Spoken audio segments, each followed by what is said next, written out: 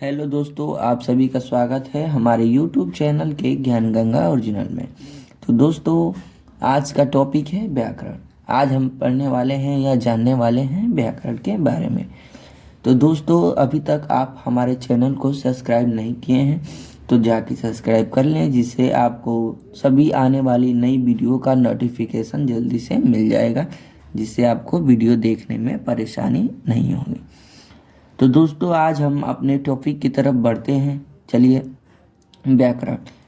व्याकरण की परिभाषा देखिए दोस्तों, व्याकरण वह शास्त्र है जिसके नियमों के द्वारा हम किसी भी भाषा को शुद्ध रूप से बोलना, लिखना या पढ़ना सीखते हैं।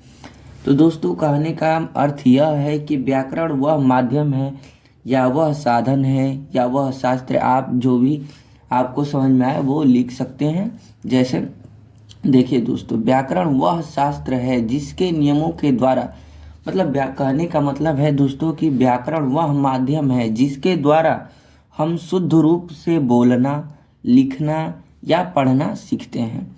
कहने का मतलब है दोस्तों कि व्याकरण के ही माध्यम से हम किसी चीज़ को, जैसे बोलना, जैसे हम किसी का नाम बोल रहे हैं या कहीं गांव का नाम, शहर का नाम, जैसे मान लीजिए गाजीपुर, ऐसे चाहे कोई भी नाम ले लीजिए, राम श्याम कुछ भी। तो वही कह रहा है दोस्तों कि व्याकरण वह शास्त्र है जिसके नियमों के द्वारा हम किसी भी भाषा को शुद्ध रूप से बोलना, लिखना या पढ़ना सीखते हैं।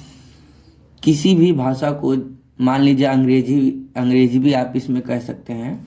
व्याकरण का वह शास्त्र है जिसके नियमों के द्वारा हम किसी भी भाषा को शुद्ध रूप से बोलना तथा लिखना या पढ़ना सीखते हैं।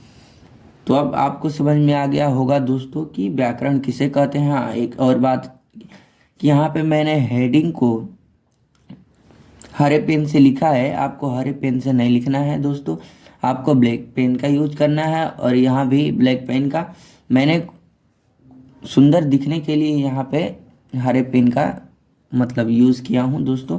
तो आपको ये नहीं करना है, नहीं तो आप पेपर में जाके व्याकरण का अगर परिभाषा पूछे, आप हरे पेन से डाल देंगे तो आपको नंबर शायद कम हो सकते हैं। तो आप विद्यार्थी हैं, इसलिए आपको हरे पेन का यूज नहीं करना है। आपको यहाँ सिंपल से ब्लैक पेन से लिखना है और ये फिर हरा पेन, नीले पेन से लिख सकते हैं दोस्तों। तो वही देखिए दोस्तों कि व्याकरण का परिभाषा, व्याकरण एक वह शास्त्र है जिसके नियमों के द्वारा हम किसी भी भाषा को शुद्ध रूप से बोलना तथा लिखना या पढ़ना सीखते हैं। अब देखिए व्याकरण के मुख्य रूप से, चलिए दोस्तों देखिए, व्याकरण के मुख्य रूप से 3 भाग होते हैं। तो दोस्तों, व्याकरण के मुख्य रूप से 3 भाग होते हैं। तो चलिए देखते हैं कौन कौन से भाग होते हैं दोस्तों।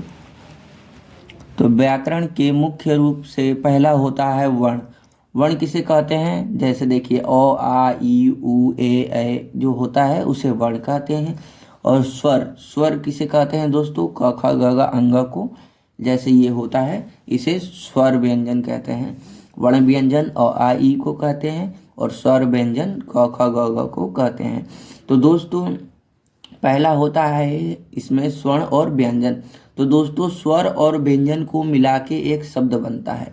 देखिए शब्द विकार, देखिए दोस्तों, स्वर और व्यंजन है। यहाँ पे देखिए ये आपका क्या हो गया, इसको अलग कर दीजिए, इसको यहाँ से अलग कर दीजिए।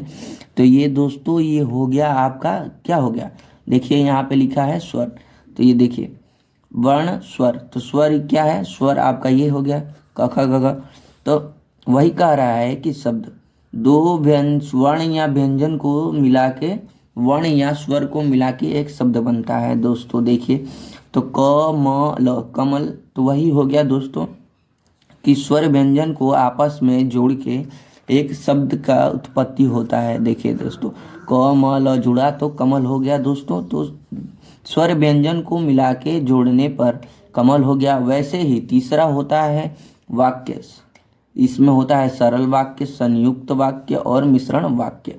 तो उसी तरह शब्द को मिला के वाक्य बनता है। जैसे राम यहाँ से, राम दिल्ली